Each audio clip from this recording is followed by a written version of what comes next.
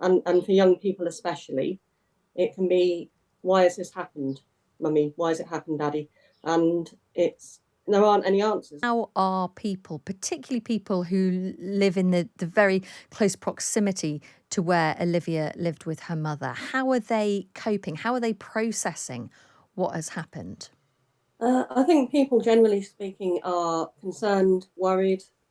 They just don't understand quite why this has happened. Um, they're in their own homes, feeling quite safe, and then next thing they know, someone's barged in through their front door and they're being shot at. And you're meant to feel safe in your own home, aren't you? And poor Olivia's mum, Cheryl, was trying to protect her daughter, and sadly, couldn't do that. And it's just not right, is it?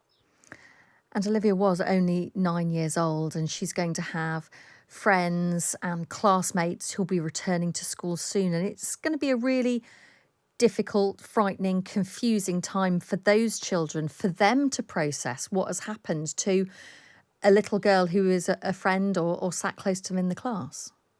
Oh, absolutely, yeah.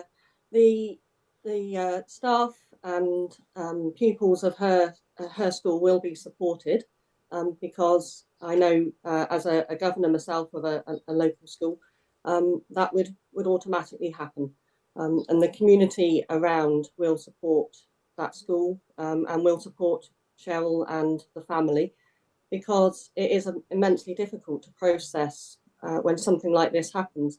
And for young people especially, it can be, why has this happened, mummy? Why has it happened, daddy? And there aren't any answers, are there? And so it's really difficult to be able to explain to young people why these things do happen, because it's idiotic why this mindless violence does happen. Yeah. Tell us about the area in which it happened. Is this generally considered a safe area? Do people now feel unsafe? I don't think that people necessarily would feel Dovecot is particularly an unsafe area. It's an area of Liverpool that is a community, and people will live there and know each other, and is an area of Liverpool is almost like mini villages, really, that everyone knows each other in all these little villages that come together to make the big city that it is. And it's a wonderful city. And when tragedy happens, as these things do, like Hillsborough, when like Reece Jones passed away, the city comes together and will support each other as little villages do. So people will be there to support each other and be very supportive for as long as it needs to be. You mentioned there Reece Jones. He was shot 15 years ago. I can't believe it's 15 years ago. I remember reporting on it at the time. It's, this is a city that has had to deal with this kind of thing before. And we've also seen there has been a spike in violence, hasn't there, in Liverpool in recent weeks. There's always so much talk, isn't there, about, is this something that's just a problem for Liverpool? Is this something that is seen on the streets of other cities around the country? I mean, what would your assessment be, living where you are and immersed in Liverpool? Do you think that there is a greater problem with violence in Liverpool than elsewhere, or is this just the reality of where we live and how we live today? Sadly, I think it's everywhere in reality. Liverpool perhaps has a name for it just because of the very sad consequences of Reece and Olivia now being caught in that crossfire. Because of their age, it's become known nationally. But I fear that actually, all sorts of cities up and down our country actually have had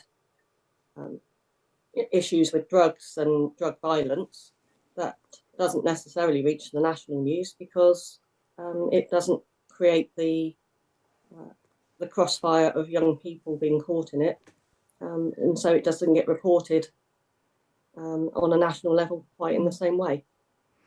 One of the huge challenges that so many areas across the country face is making sure that young people feel strong enough to turn their back on gang culture, drugs. And we've seen, haven't there, so many people after the pandemic, young people who are effectively missing from school, who are vulnerable, who could be very easily sucked into a world. And I guess the challenge is how you stop that happening, how you protect those young people so they don't get into the world of drugs and gangs. Oh, absolutely. And our churches are part of that. And so we have what's known as street pastors that we are supportive. And so we have people that will go out and try and encourage our young people into roles and into youth groups and things that are going to be in a positive way. Our schools do a wonderful thing and try and teach the way forward and how we should act. I've got young children myself, so they're in primary school at the moment, although my eldest is about to start secondary school, and I know what they're taught in school. And so you have to hope and pray that that's where they follow the positive as opposed to the negative. Now, the police have been very much on the front foot. They're asking people to come forward to help with the investigation. We know, as we said at the beginning, that 2 men have been arrested on suspicion of murder, but the police are still asking people to come forward with information. Particularly, they were talking yesterday about wanting to know more about the Audi Q3, the black car that was seen near the scene and taking away one of the injured men. I mean, presumably you are urging anybody who has information, if they're wondering whether they should come forward and speak to police, that really this is something they have to do, if nothing else, just to think of Olivia and her family. Oh, 100%, absolutely. I know that the police will take any information. You don't have to give your name. You can give information via your local councillors. You can give information via Crime Stoppers, even through your local church. Just please, if you know of anything, please just pass that information on, because this does need to stop. And so, yeah, it's the right thing to do. I know it's difficult because it isn't the culture necessarily to what's known as grass people up, but actually it's the right thing to do. And to stop this cycle of violence, the only way to do that is to get these people off our streets. And so please, if you do know anything, that's what you need to do. You don't have to give your name. And so just speak to someone who is able to then pass on that information to the police.